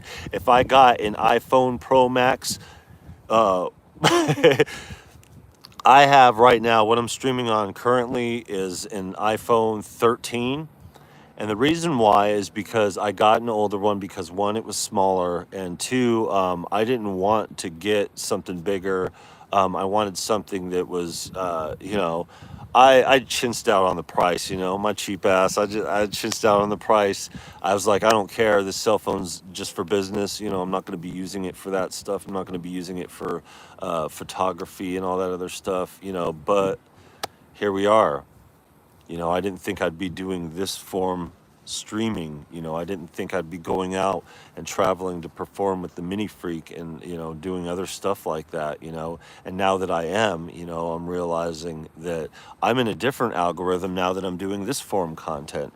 So every type of content that you do puts you in a different algorithm, and that algorithm is shared between the numbers that are within your niche, the numbers that are without your niche, how popular the subject is that you're talking about, and how big your audience is compared to the audiences out there. And in this music niche, it's just so hard to break through, and it's just like the music industry but worse. You know what I mean? It's to that point to where the music industry is bullshit because they make you do all the work. You spend all those years, all that time and effort and money to just perfect your craft. And even then, when you have things to where you think, or even people think that you're the shit, good music doesn't mean that you're going to be successful. It doesn't equate success just to have a good performance. It goes a long way to have a good performance, but even if you have everything and all your ducks in a row good, and your business and your graphics and everything good to go, That doesn't mean shit on this platform. When it comes to music, it doesn't mean shit either. They make you do all of your own work to where the numbers is what matters. And then when you have everything wrapped up in a nice little package to where you don't need them, that's when they come in and say, hey, let me get a piece of that. But then you have all the leverage there. But a lot of people, the business element falls off. But a lot of that has to do with the fact that in the United States, especially, musicians are not respected. It's not a respectable profession. It's not an honorable profession to get into, which is bullshit because all the stress, the time it takes, the work that it takes to get things done, the money, the sacrifices that you make, family and everything, when it's in you, it's in you. You can't take that away. No matter what kind of personal circumstance you throw at the situation, you can't take the music out of a way from somebody who's built like that, who feels that, you know what I mean? And trying to do so by saying, well, hey, do this business over here. Well, motherfucker, we ain't business majors. We got to do all this other stuff, and a lot of us, not a lot of us, but some of us get managers, we get publicists and stuff like that. But those people work within the industry, and those people who work within the industry allocate their responsibility towards the people who can provide the best bang for their buck, the most money possible to their bottom line. So you think these publicists and managers are out here picking up artists and like, hey, you got talent, let me just take a chance with you? Hell no, they're not. Hell no, they're not. Even they wait until you're established before they come in like vultures and start sucking the blood out of this community. And it's just been going on for so long. Now the shit's hitting the fan with Spotify and AI and all these streaming platforms and everything. And their only strategy is to try to lean back into it, which is a losing strategy. Because it's like I said, there is nothing out there that is greater than a live performance. And if you're not out there bringing your music directly to the people, face to face, you're not going to make it. It doesn't matter how many units you sell online or how many billions of fucking streams you get to make yourself millions of dollars. Go ahead and be a millionaire with your billions of streams making inferior music. You know what I mean? Sucking the blood out of the culture. You know what I mean? I'm just not going to do that. I'm just not going to do that. I'm not willing to do that. I've been doing this my entire life. When I was 8 years old, Lil Tussin's age, that's when I knew, listening to Young MC I pictured myself on stage listening to LL Cool J, Bigger and Deffer, no rapper could rap quite like I can. As soon as I heard that song by LL Cool J, I knew I'm going to be doing hip hop music. I'm going to be doing this kind of music. I'm not just going to be doing hip hop. I'm not just going to be rapping. I'm going to be doing this hardcore, in your face, boom. And that's how it is, and that's how it's been, ever since. Yeah, take care, Treasure to the Living. I really appreciate you, man, and your kind words and all your content and everything that you do. For those of you who aren't subscribed, subscribe to Treasure to the Living. He just did his first live stream today, and I missed it. Shucks. It's all good. I'll catch you on the rebound for sure. Take care, my friend. Yeah, when it comes down to this whole music thing, and all the stuff that you have to do, I knew early on, just like most of us do, that we're going to do music. Lil Tussin knows he's going to be a musician. He knew that shit a while ago, but he's been placed on records. You know what I mean? He's on my album at 1.5 years old. He's got his own song, at 3.5. You know what I mean? Like, he's already in it because, I'm in it, but it's in his blood. It's not just me. It's not just dad. It's the family bloodline of how we exist out here. You know what I mean? And nobody takes a story like mine and a history like mine in all the years I've been doing music and says, oh, that sounds interesting. Let's go along for the ride, But in doing things the way that they need to be done, I do get the help I need to move forward with things. And this is a part of it. If it weren't for my mom, none of this shit would be happening right now. I'd be trying to figure it out in there and try to figure out how my wifey and I are gonna, live separate and try to co-parent, having, basically a single person income. You know what I mean? Because I'm wasting all my time here on YouTube, but it's not a waste of time. Like I said, it's already been confirmed and reaffirmed. You know what I mean? With my 11 herniated discs, after going through something like that, I'm never going back to that kind of shit again. You know what I mean? And I know exactly what led me to there. Desperate for money, taking a day job as a janitor because it was the highest paying thing out there, and I didn't do any music during that time. You know what I mean? I didn't do any music. I didn't work on anything, and it's just crazy that I took all that time off, and then I lost 3 years of my life recovering. You know what I mean? And there's still parts of it that will never recover. But I knew at 8 years old that I was going to do it. I wrote my first rap when I was 13. I started battling and performing live when I was 15 years old. I ran that doing mixtapes, performing at house parties, raves with hundreds of thousands of people, open mic, hip hop rooms, all kinds of shit, and that's just the 90s we're talking about, That's just the 90s. As an adult, I really did it, I really gave it a go. I took I went and worked a day job, worked on stuff the whole time. I took my tax return and, bought a PlayStation, an old PlayStation, and got MTV Music Generator, and spent my tax return on getting albums pressed, and spent 2 weeks putting it together. Spent a week on writing and recording in my living room of my piece of shit apartment, and spent the other week doing all the distribution elements of it, and boxing everything up, slapping the labels on it and everything like that. And back then, we were still using cassette tapes as a community, you know what I mean, as far as professional music goes. So like it was a CD, but yeah, it was pretty ghetto. But I gave a couple hundred of them bitches out, and got a lot of positive feedback. Just as long as I had a positive following, I was like, okay, well, I'm going to do this for real, and started taking my money. If it weren't for doing that, little ghetto album on the music generator, I would have never hooked up with the studio that I was at, and I started recording at the studio, started working, and making beats on my own, and giving it a go on doing my own, beats on Fruity Loops 3, But that's just the beginning of it, you know what I mean? That's just the beginning of my adult life, and, going into making professional albums. But now that I know how to do everything the way that it needs to be done, and, things are moving the way that they are, regardless of what's going on with this channel and everything, the universe, is what it is, universe is the homie. Like Cure Gold says, the universe is the homie. And it's just having your receptors up and listening to what you need to be doing with your time. I got this Sturgis search so I control you guys into thinking, nah, it's just we're in South Dakota. Sturgis is happening right now. The rally's going on. Tomorrow's the big night. You know what I mean? And closing ceremonies and everything like that going on. But we're not here for that. We're here to write. We're here to write this book.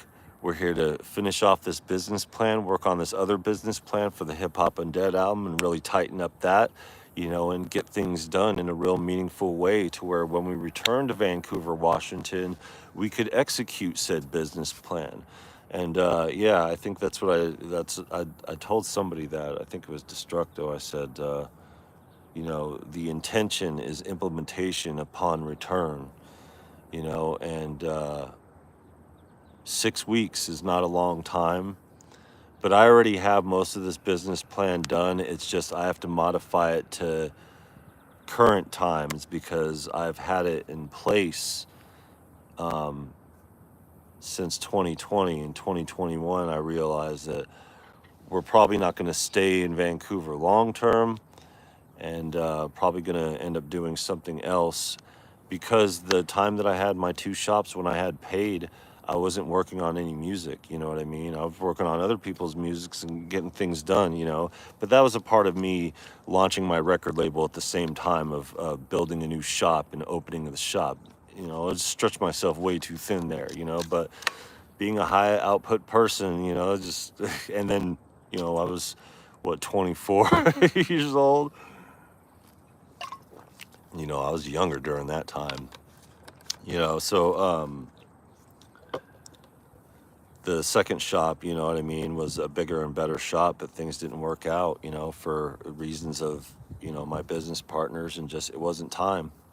It wasn't time. The universe wasn't ready for me to have my cake and eat it too. And you never have your cake and eat it too, really. I mean, you could, but for the most part, you're just going to the next thing, and seeing where all these pieces fit, being such an high output person, um, I end up thinking about things that are way further ahead, you know what I mean? To where I'm like, okay, thinking about this, I'm like, oh crap, I need to go back to here. I need to come back to here and kind of centralize, you know what I mean? And get myself together, and there's nothing wrong with that, there's nothing wrong with that at all. It's just, I did not think, I mean, I'm not leaving my family because my family's here with me, it's myself, Lil Tussin, and my mom, in this place that she's renting just for another 6 weeks.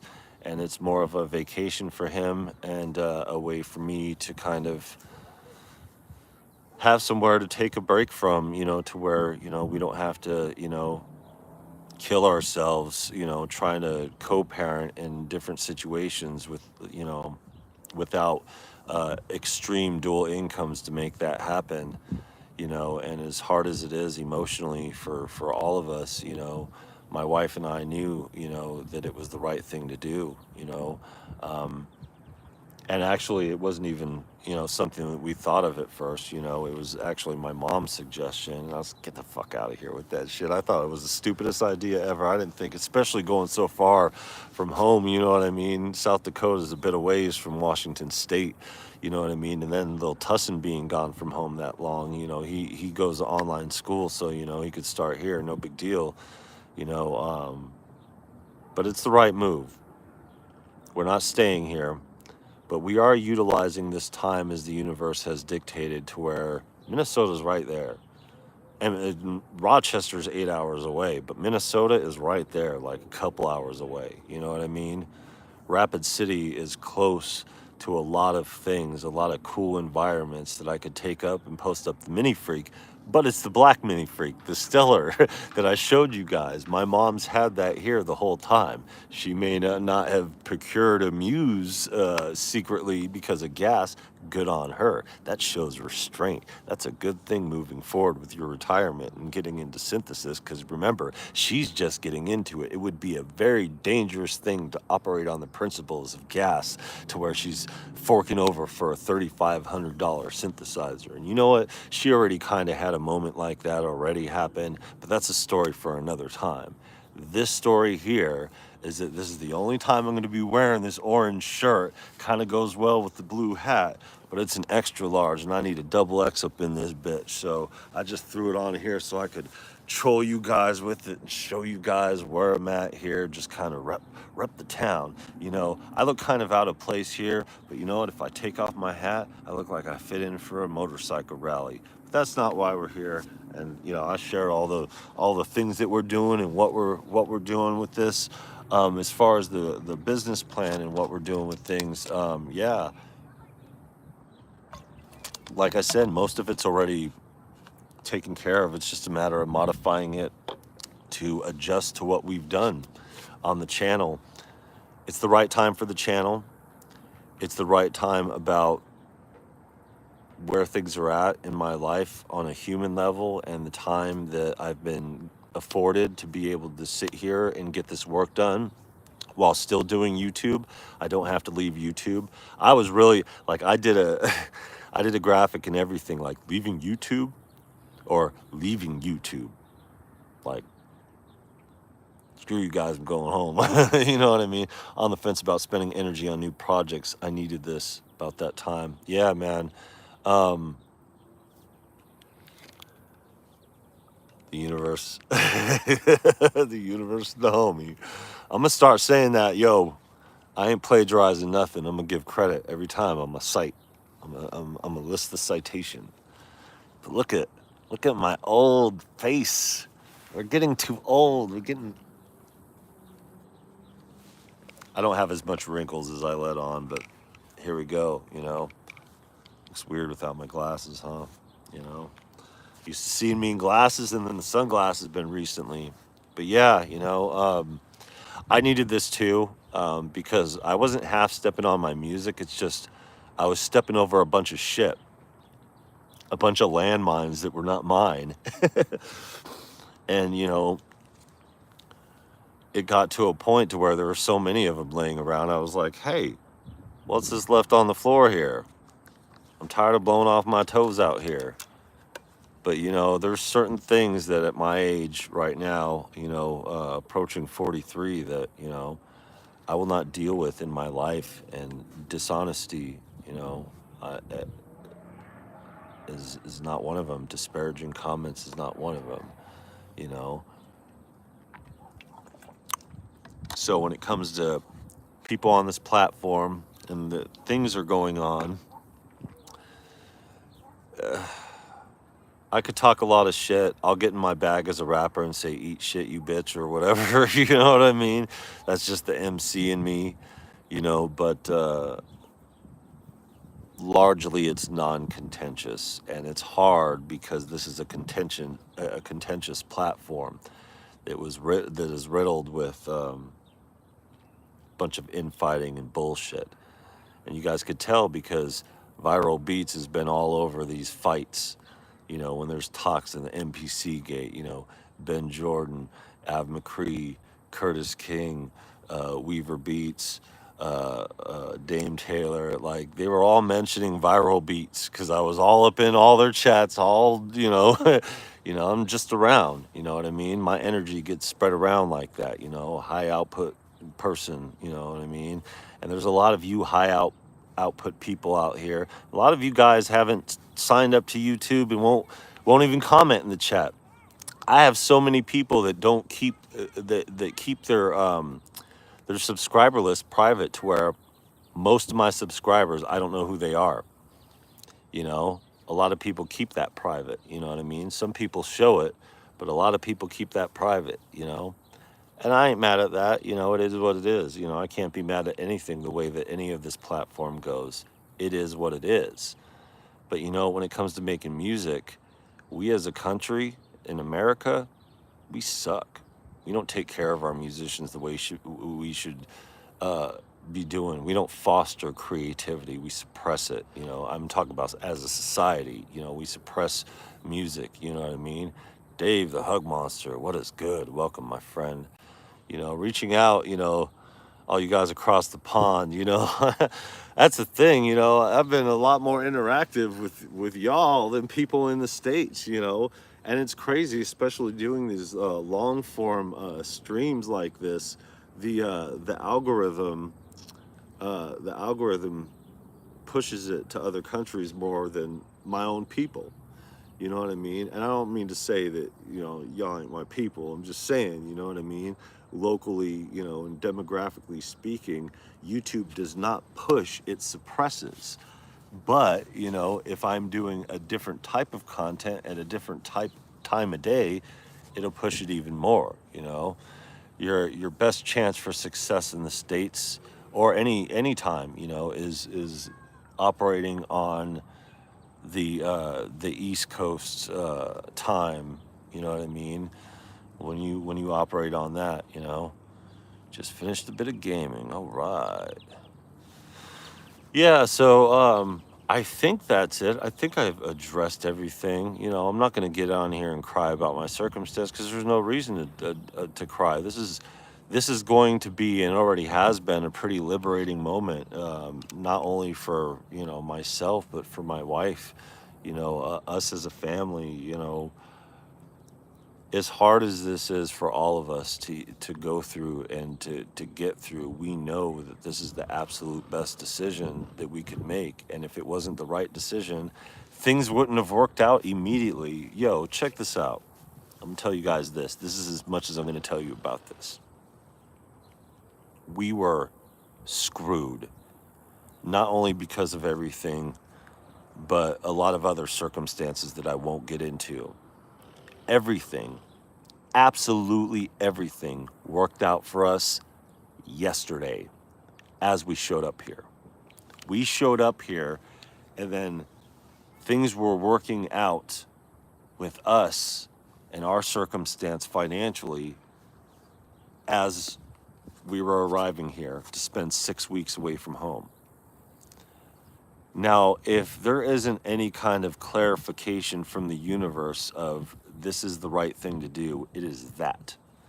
But I told my wife, and that's what I forgot. I kind of trailed off, and here we are all this time later, but and I did get into it a little bit, um, you do things the way that they're supposed to be done, things will work out for you, not only in the way that you need them, but more so and immediately.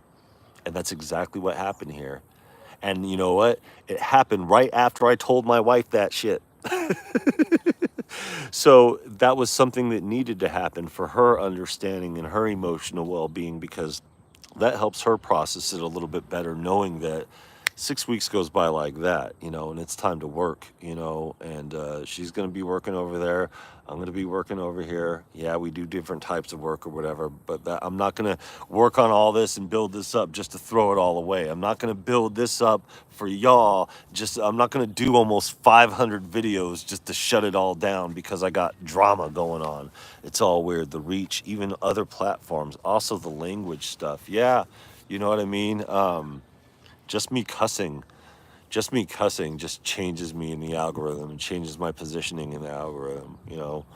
But I don't care. Algorithms be damned. At at at almost 500 quality content videos, and all the moments and all the videos I have that are over 1,000 views, everything, and the stuff that I've done here on this platform, setting up the memberships, and as active as I've been doing other types of content, shorts, live streams. A lot of people, they develop whole channels just on shorts or just on content or just on live streams and doing nothing else. I'm doing everything and seeing how the algorithm is taking each one of these types of content that I'm producing and where it is pushing them and how it is pushing them. And just, you can't not notice it, especially when you start looking into the analytics. You can't unsee it. You can't not notice this shit, you know. But it's all good. We're not here for the algorithms. We're not here for the YouTubes. We're here for the music first and foremost. We're just lucky enough to get through here. James Johnson, what is good? Welcome. So, let me take you around real quick, and I'll take you guys off the stand since we're wrapping it up here. The stand is totally overkill, but I don't have anything else. So, check it out. This is the stand that I've been using to hold up my cell phone. I've been using this stand. Check out this view, y'all.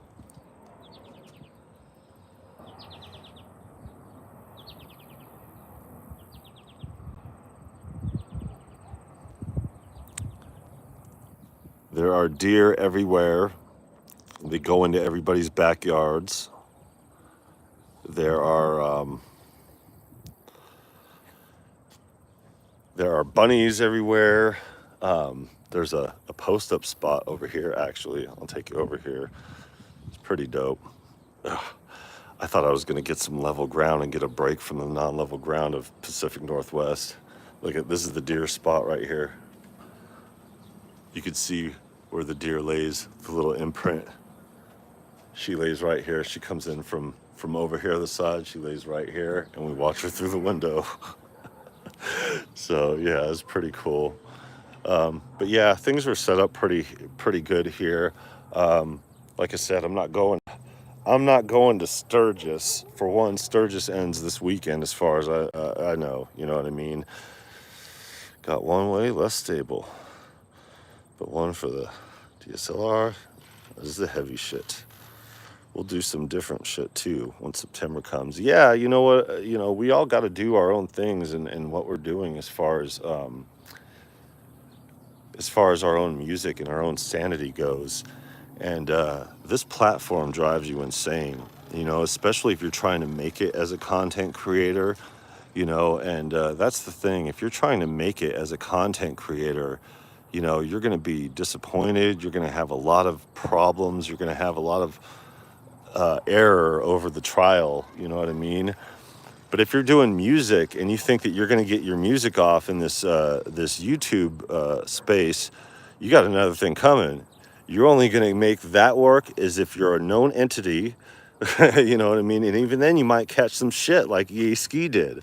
You know what I mean? So if you're not bringing your artists or your audience to the platform, you're not being pushed like that, and if you don't have, even if you have some massive equipment, you know what I mean, that's the thing. Like, nobody just up and gets a Phantom, you know what I mean, nobody just starts producing on a Phantom out of nowhere, you know what I mean, you don't even settle, there's very few people in the Phantom community that just were novices who just came out and were like, oh, I'm going to get a Phantom and it's going to make me a star, or it's going to make me a great producer. There's some people that do that, but those people are not on YouTube. You know what I mean? But, it's just crazy because even the people that aren't on YouTube, those people that aren't on YouTube, professionally speaking, usually when you have a Phantom, you got your shit together musically. You know what I mean? And I thought that truth in the music industry and people's understanding would be universal. I didn't understand the amount of judgments, the amount of crap that you would have to go through when it comes to this stuff. And even if you have the best equipment that just came out and you're first to it, if your channel's not big enough, that ain't going nowhere. You might be lucky enough because that Mini Freak, there's anomalies that happen. That Mini Freak Stellar, look at the numbers of that live stream I did, because I was the first one to show it off in a real setting. Nobody else did. Nobody showed it at all. My mom got gas heavy on that and got it the day that it came out after a mere couple of hours. That's how we ended up with the Mini Freak. So it's crazy, but hey, she also knew, my mom, that I could satisfy my gas and then I could give him the Mini Freak and it'd be great for the channel. And look, it's been excellent for the channel. Having the Mini Freak is one of the best things that happen in this channel, going out and just playing it for fun. Now I want to do that with the MPC, and now that they have a more linear workflow, I'm going to start doing that with things. But as far as now goes, this is what we're doing, and it's great, and I owe it all to gas. So thank you, Gear Acquisition Syndrome. You got my mother in a real way, and the universe is better for it. So there you go. First to gather some friends and connections first, and the hardware. Yeah, that's the thing to do. I thought just having a cool setup and everything in place would mean that people would come and listen. I thought just producing good music or good enough music, people would want to see the process. But I also mentioned about this earlier. I think it was on Cubert's live stream. I was like, yeah, people on YouTube don't care about the process. They care about the equipment. And if it's not a conversation that's in the zeitgeist, the algorithm is going to suppress it. It's just the way that it goes. If you don't have the audience that is supposed to reach 5 to 10,000 people, the algorithm's not going to push it there. You could take any one of my videos right now that haven't been pushed, and if the algorithm would have pushed them, I'd have a shit ton of views, subscribers, and everything. It would just keep going. And that's how it should be. It should be a free-for-all for people that have high output. And it's not, you know what I mean? It's not just having high output, it's having high output of quality stuff. And the quality stuff that I've had put out there, it's not enough to sustain the channel, because I need to keep cranking them out and keep doing that. And it's just like, well, where in that is the music being made? You know what I mean? And some are just in it for the drama anyway on certain channels. Yeah, for real. And that's what it likes. It likes this drama tube bullshit. I'm not in it for the drama tube. I'm not in it for the bullshit. I'm in it for the music, and I've been doing music my entire life, and I'm not going to give it up to be a fucking content creator or an influence peddler over here talking about equipment that I don't use, just because some asshole at a company gave it to me for free. I'm not going to do that, you know what I mean? If somebody gave it to me for free, there's a reason they did, and there's a reason why I took it. It's because I support it. It's because I love the shit, you know what I mean? My heart's in the right place. You know what I mean? But I understand how all that looks to other people. And, me having a Phantom and doing the most content on the Phantom more than anybody has done in this realm, in this zeitgeist here, didn't do anything for my channel. It didn't do anything. It didn't mean anything. The fact that I had the most Roland Phantom content and still have the most Roland Phantom content and quality at that, building full albums from start to finish, everything the way, still to this very day, going through some of the projects that I built on the Phantom and having new ones since putting the new drums in and everything since the EX update. Nope. How could I do all this work and be this far with everything musically, with my website, with everything that I've been doing, and have these pivotal moments, not only on this channel, but in my career and throughout this moment over here, and I'm still being suppressed by the algorithm?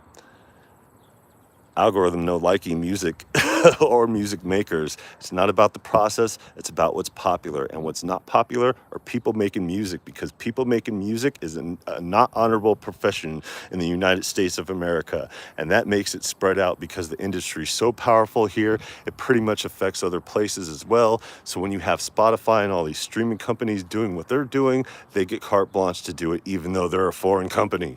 You know what I mean? And they just get the keys to the castle and are able to do whatever they do because it's mutually beneficial to all the business assholes who are speculating. So all this blitz scaling and speculation from, capital investors and, all this opportunity out there, it's like, it's just getting away from the music, and people see that, people hear that, they understand the quality has gone down even though the output has gone up. But that's because these people are not focused on quality of music, because that's not the music business. It's not about quality of music. It never has been. It's always been about the numbers. It's always been about the business. You know what I mean? And the business of music is the antithesis of music production, music development, creating the art and performing the art. Those are all opposites of what these guys are doing, and it's been that way for a long time, and it discourages a lot of people, but it's moments with you guys on this channel and in different areas, in my personal life, and the things that go on, and these universal truths that you just can't get past, to where you know that the stage is set, and the stage is set for you. What are you going to do? It's time to go out there and perform on that stage. It doesn't matter if you're not doing live performance realistically, even though live performance is the biggest and best universal distribution method. Doesn't matter. If the stage is set, you get on that bitch and you perform. So it's time to perform, and that's exactly what we're doing in South Dakota. We're performing, literally, in a lot of ways. But you know what? We got to write so we could perform what we write. You know what I mean? So we could perform it for you guys in the studio, live, or in other circumstances, in content, and just bringing the YouTube channel along for the ride. You know what I mean? And that's exactly what we've always been doing here. That's always been the intention of the channel. It's just, you get distracted, and there's so many questions on who's real, who's not, who's doing it for real, who sounds good, who's not. I've already established myself as a worker, somebody with high output who does a lot of music and who does quality music, regardless on what you may think or believe about it. It is there, and my work is there to show everybody. And all that stuff is going to be included in this business plan that I've already been worked on. I just have to insert this element into it to include what I've been doing all these years since the last time I've touched that business plan. So now my business plan has twice the strength, which means I will be able to execute upon returning to Vancouver, Washington. So, yeah, I think we're going to do it. And we have 6 weeks to get it done. And, I think it's going to go pretty well. I've been here before, you guys. I know what it's like. You know what I mean? It's a fun ride. And the whole point of the channel is to showing you guys and having you guys come along for the ride. And after talking to you guys online through these other channels and through this channel alone, it's even stronger now because we have lived through these experiences together. So even though the algorithm doesn't push it and a lot of you guys don't see it as it comes or live, all my people aren't here right now, but it's all good because we will still meet up and we will still talk at some point. to where we interact with each other when the time is right, such as Akira Gold hopping in this point, right at the point where I needed him. Right at the point. Right at the point where I needed you, man. Here you are. The algorithm pushed this, or did you just find it? Because it showed up. You know what I mean? Like, it is what it is. It is what it is, and this is what it is. This is what real music is like. This is what real music production is like. This is what life is like. You know, life is hard out here. You know, there's a lot of shit going on with personal life and everything going on. You know what I mean? You got to take that shit and you got to implement that. You know what I mean? Put that into it. I'm not out here condescending to give advice. I'm just saying, you know, I'm jazzed up, you know, as normal as I seem about this and as casual as I'm being about it. This is the most pivotal time in a musician's life. And I've been here, but I haven't been here. That's the difference. Now I have everything in place to where I feel that I'm in a comfortable spot to do everything the way that I couldn't before. All it takes is that execution, that implementation. So that's what we're doing here. Hanging out in South Dakota during the Sturgis rally, right at this pivotal time when everything worked out to where we have a clear path to take care of things. Wifey's holding it down there. You know, we're holding it down over here, you know, getting things going. And then hopefully we'll be able to connect these two kids. You know, a lot of it missing that is resources. But you know what? That's another thing I didn't share with you guys, but I got to go because my battery's running out. Yeah, you know, Lil Tussin has never met his brother, you know what I mean? And I haven't seen his brother, my oldest son, you know, he's 22 years old. I haven't seen him in like 9 or 10 years, 10 years, you know, it's been a minute, you know, it's been quite the minute. You know, there's a long convoluted story that goes with that, but you know, us being so much closer than, you know, Washington State and him being in Cincinnati, you know what I mean? These kids never meeting each other, you know what I mean? I say kids loosely, you know what I mean? But these are my children, you know what I mean? They're my blood, you know what I mean? And the universe doesn't do anything on accident. So I'm trying to make it work. So you guys make it work with me. If you made it this far and you're not subscribed, please do so. Help out the channel. Leave a like on your way out and all that stuff. You know, we got just until tomorrow, you know, after tomorrow, that 50% off, that converted Tussin is going, you know, and it'll never be 50% off again, only for the 50th anniversary of hip hop, which is over after tomorrow. So yeah, do what you can, support the channel, get a membership, whatever you do, keep doing what you're doing. And Akira Gold, I'll hit you up, cuzzo. Take care, everybody. Love y'all. Peace.